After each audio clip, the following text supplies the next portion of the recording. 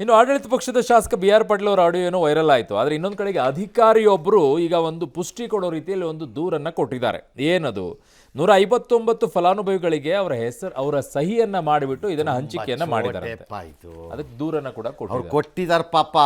ಹಾಂ ಸರ್, ಚೋಟೆ ರೀ ಇದು. ಗಿಡಿಯಲ್ಲೆಲ್ಲ ಹಿಂದೆ ಆಗಿದ್ದೆಲ್ಲ ಸ್ಕ್ಯಾಂಡಲ್ಗಳು ನೋಡ್ಬಿಟ್ರೆ ಹಂಗೆ ತಲೆ ತಿರುಗಿ ಗರ್ರ ಅಂತ ಬಿದ್ದೋಗ್ತೀರಿ ಅಷ್ಟೇ ನೀವು. ಇದು ಚೋಟೆ. ಆ ಮೇಡಮ್ದು ಸಿಗ್ನೇಚರ್ನೆಲ್ಲ ಡೂಪ್ಲಿಕೇಟ್ ಮಾಡಿ ಅಲಾಟ್ಮೆಂಟ್ ಮಾಡ್ಕೊಂಡಿದ್ದಾರೆ. ಏನೀಗ ಅಲ್ಲ, ಅದು ಕ್ರೈಮೇ ಅಲ್ವಾ ಸರ್? ಯಾವುದು ಕ್ರೈಮ್? ಅವರ ಸಿಗ್ನೇಚರ್ನ ಬಳಕೆ ಮಾಡ್ಕೊಂಡು ಸೈಟನ್ನು ಅಲಾಟ್ ಮಾಡಿರೋದು. ಬೆಳಿಗ್ಗೆ ಎದ್ದು ತಿಂಡಿ ತಿಂತೀರೇನ್ರಿ ನೀವು? ಇಲ್ಲ, ತಿಂಡಿ ತಿಂತೀರಾ? ಏನು ಮಾಡ್ತೀರಿ? ತಿಂಡಿ ತಿನ್ನಲ್ಲ. ಬ್ರಂಚ್ ಸರ್, ಒಂದು ಮಧ್ಯಾಹ್ನ ಊಟ ಮಾಡ್ತೀರಿ? 11 ಗಂಟೆಗೆ ಊಟ ಆಗುತ್ತೆ. ಕ್ರೈಮ್ ಅಲ್ವೇನ್ರಿ ಅದು? ಹಂಗಿಲ್ಲ ಸರ್, ನನ್ನ ಆಹಾರ ಪದ್ಧತಿ ಸರ್. ಯಾಕೆ ಕ್ರೈಮ್ ಅಲ್ಲ? ಬದುಕಬೇಕು ಇದೇನ್ರಿ? ಬದುಕಬೇಕು, ತಿಂತಾ ಇದ್ದಾರೆ, ಕ್ರೈಮ್ ಏನ್ರಿ ಅದು? ಇನ್ನೊಬ್ಬರ ಹೆಸರಲ್ಲಿ ಬದುಕುತ್ತಾ ಯಾವ್ದಾರು ಹಾಕೊಳ್ಳಿ, ಅದು ಕ್ರೈಮ್ ಏನ್ರಿ? ಇಲ್ಲಿ ಮಾಡಿರೋ ಬದುಕಬೇಕು, ತಿಂತಾ ಇದ್ದೀವಿ, ಕ್ರೈಮಾ? ಮೋಸದಲ್ಲಿ ಸರ್. ನೀವು 1,000 ಹೇಳ್ಬೋದು.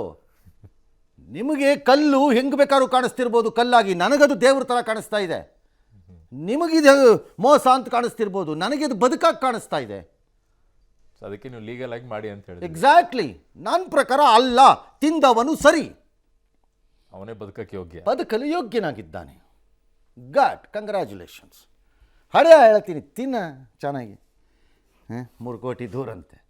ನಾಚಿಕೆಟ್ಟಿರೋ ಅಧಿಕಾರಿಗಳು, ನಾಚಿಕೆಟ್ಟಿರೋ ಆಡಳಿತದಲ್ಲಿರುವವರು, ಮರ್ಯಾದೆ ಬಿಟ್ಟಿರೋ ಕುಟುಂಬಗಳು, ಆ ದುಡ್ಡು ಹೊಡ್ಕೊಂಬರೋ ಕುಟುಂಬಗಳು ಇದ್ದಾಗ ನಾವೇನು ಮಾಡೋಕ್ಕಾಗತ್ತೆ ಅದಕ್ಕೆ ಸರ್? ಅದರಲ್ಲೂ ಕಲಬುರಗಿಯಲ್ಲೇ 83 ಮನೆಗಳು ಅಲಾಟ್ ಆಗಿರೋದು. ಏನಕ್ಕಲ್ಲ ಆಗಬಾರ್ದು? ಅದೇನು ಸಾಕ್ರೋಸೆಂಟ್? ಅದೆಲ್ಲ ಬೇರೆ ದೇವಸ್ಥಾನದ ಗರ್ಭಗುಡಿನ ಕಲಬುರಗಿ ಇಲ್ಲ ಸರ್? ಕಲಬುರಗಿ ಯಾದಗಿರಿಯಲ್ಲೇ 83 70. ಯಾಕೆ ಆಗಬಾರ್ದು? ವೈ? ಏನದು ಕಲಬುರಗಿ ಅಂದ ತಕ್ಷಣ ಏನು? ಅಲ್ಲ, ಅಷ್ಟೆಲ್ಲ ಪ್ರಿಯಾಂಕ ಖರ್ಗೆ ಅಷ್ಟೆಲ್ಲ ಮಾಡ್ಬಿಟ್ಟು ಬ್ಯಾಗಲ್ಲಿ ದುಡ್ಡು ಹಾಕೊಂಡು ಹೋಗ್ಬಿಟ್ಟಿದ್ದಾರೆ ಹಂಗಾರೆ ಸರ್. ಅವರಷ್ಟೆಲ್ಲ ಮಾತಾಡ್ತಾರಲ್ಲ, ಸರಿ ವಿಚಾರದಲ್ಲಿ ಯಾಕಾಗಲ್ಲ ಸರ್? ಎಲ್ಲ ಮಾತಾಡಬಾರ್ದು. ನೀವು ಬದುಕನ್ನೇ ಪ್ರಶ್ನೆ ಮಾಡಿದ್ರೆ ನಾನು ಏನೂ ಮಾಡೋಕ್ಕಾಗಲ್ಲಪ್ಪ, ಜೀವನ ನಡೆಸ್ಬೇಕು, ನನ್ನ ಕೈಲಿ ಆಗಲ್ಲಪ್ಪ ಇದು. Correct sir. ಅಲ್ಲಪ್ಪ, ನಾನು ಸರ್ಕಾರಕ್ಕೆ ಅಧಿಕಾರಕ್ಕೆ ಬರೋಕ್ಕೆ ಸೇರ್ಕೊಳ್ಳೋಕ್ಕೆ ದುಡ್ಡು ಕೊಟ್ಟು ಬಂದಿದ್ದೀನಿ, ಪೋಸ್ಟಿಂಗ್ ಮಾಡಿಸ್ಕೊಳ್ಳೋಕೆ ದುಡ್ಡು ಕೊಟ್ಟು ಬಂದಿದ್ದೀನಿ, ಅಲ್ಲಿ ಉಳ್ಕೊಳ್ಳೋಕ್ಕೆ ರಿನ್ಯೂವಲ್ ಫೀ ಕೊಡ್ತೀನಿ, ಬೇರೆ ಜಾಗಕ್ಕೆ ಹೋಗಬೇಕು ಅಂದರೆ ಎಕ್ಸ್ಟ್ರಾ ಫೀ ಕೊಡ್ತೀನಿ.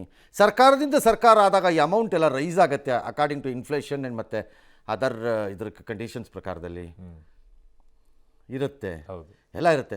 ಹೊಸೊಬ್ಬರು ಹುಟ್ಕೋತಾರೆ ಮಧ್ಯದಲ್ಲಿ, ಒಬ್ಬರೇ ಅಲ್ಲ, ಅಲ್ಲಿಂದ 1 2 3 4 ಅಂತೆಲ್ಲ ಇರುತ್ತೆ ಪೇಮೆಂಟ್ಸಲ್ಲಿ, ಎಲ್ಲ ಇದೆ.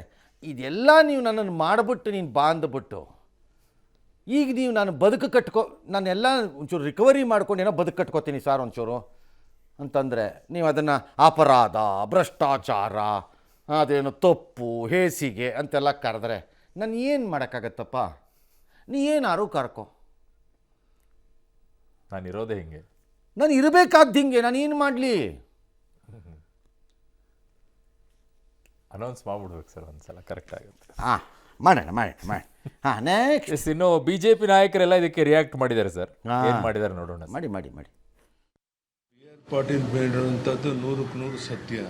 ಹಣ ಕೊಡದೆ, ದುಡ್ಡು ಕೊಡದೆ ಯಾವುದೇ ಕೆಲಸ ಆಗೋದಿಲ್ಲ ಅನ್ನುವಂಥದ್ದು ಸಾಬೀತಾಗಿದೆ. ಬಡವರು ಮನೆ ಬೇಕು ಅಂದರೂ ಸಹ ದುಡ್ಡು ಕೊಟ್ಟೆ ಮನೆ ತಗೊಳ್ಳುವಂಥ ದುಸ್ಥಿತಿ ಬಂದಿದೆ.